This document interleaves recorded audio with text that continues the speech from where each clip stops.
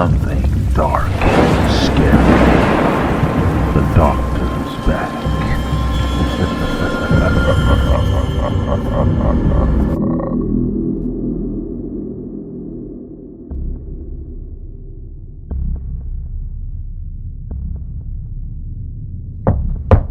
Knock, knock. The knock on the door startled Marie. It was too late to be expecting visitors. She just had put her son to bed. Her husband, Eric, was hunched over at the sitting area in the foyer with a glass of 30-year-old scotch in one hand and his head in the other.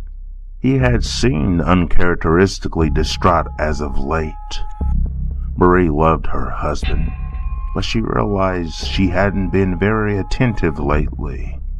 Between running her charity, attending social functions, and playing on the country club's tennis team, she hadn't gotten the opportunity to ask Eric what had been troubling him. She knew his company had recently dropped a couple of points in the stock market, so she just assumed it was a money issue. To her, a little bit of cash was nothing to fret over.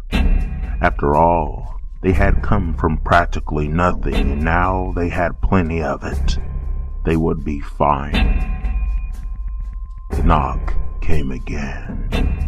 Knock, knock. Marie tugged open the heavy oak door to reveal an ominous-looking stranger standing behind it. He was so tall that he had to duck his massive head under the oversized door's 10-foot-tall frame as he entered the room. His skin was pale, almost snow white, a dark contrast to his intense shadowy eyes, two dark pieces of coal buried deep into the sunken sockets of his face. The stranger wore a long black trench coat buttoned down from his neck all the way just below his knees. His hands and feet were massive, nearly twice the size of a normal man's. When he smiled at Marie, she caught a glimpse of his teeth, jagged and pointed. They looked like they belonged in the mouth of a mangy dog. The stranger turned his monstrous head towards Marie's husband and began to speak. His voice was low and gravelly, but so powerful she felt it rumble through the room's walls and her body alike. Eric Wallace, I have come to collect my debt. It was at that moment Marie understood what was going on. The success of Eric's internet startup, the big house in the hills, the fancy cars, the charity, and most importantly, the horrible, giant, inhuman-looking man who had just entered their home.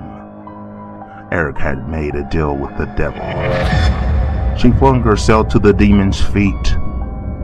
"Please, you can't take his soul," she cried. "There has to be another way." The stranger reached out a long bony finger and caressed her wet, tear-soaked cheek. "Oh, my dear," he began, "I'm afraid you misunderstand.